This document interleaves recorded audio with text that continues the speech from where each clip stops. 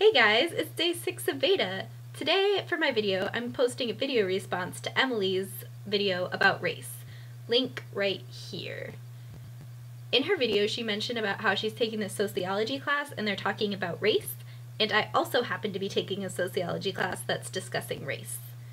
In our class, we are discussing this awesome book called Bad Boys, and it's about African American boys in this elementary and middle school and how they're discriminated against.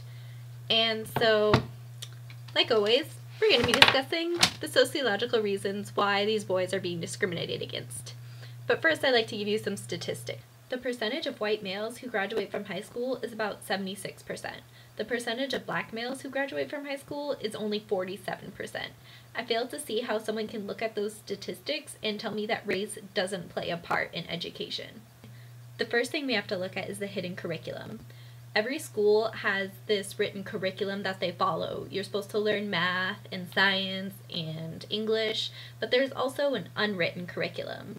They teach you how to obey, how to sit still in class, how to follow your teachers. This hidden curriculum is based on white middle-class culture.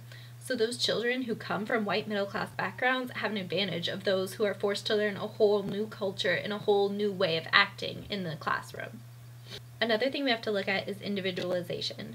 This says that kids earn their reputation based on their test scores or how they act in the classroom. This may seem like a good idea at first because each kid is being judged individually. However, when you look at who's being labeled as smart and who's being labeled as lagging behind or not cooperative, it's the white middle-class kids who end up being the smart ones, and they get put into enrichment programs which help them become even smarter and gain the skills they'll need in order to get into college. On the other hand, all of the black boys are labeled as bad boys, and they're put into the special classes where they're not given the individual attention that they need. They're not taught the skills that they need in order to advance. Our school system, like many things in American society, is based on meritocracy. We believe that people earn their status.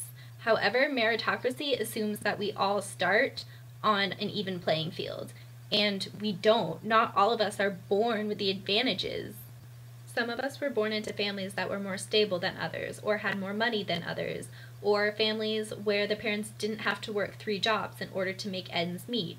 Now, I realize that for the past minute or so, I've been talking more about class than race, and I would just like to take this opportunity to say that not all poor people are black and not all black people are poor. There are actually more white people that are poor than there are black people because there are just more white people in America. So what can we do to solve all these social inequalities? To be honest, I'm not really sure. I wish there was some quick and simple answer. I do think there are some things we can do to help. There are different programs we can join and petitions we can sign. We can talk to our Congress people. I hope that after I graduate college, I'll be able to go into grad school and possibly a PhD and end up studying these social inequalities more.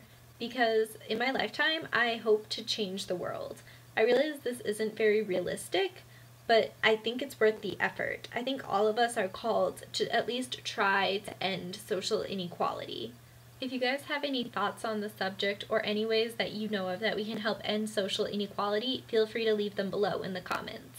And that's all for today. I'll see you guys tomorrow. Bye!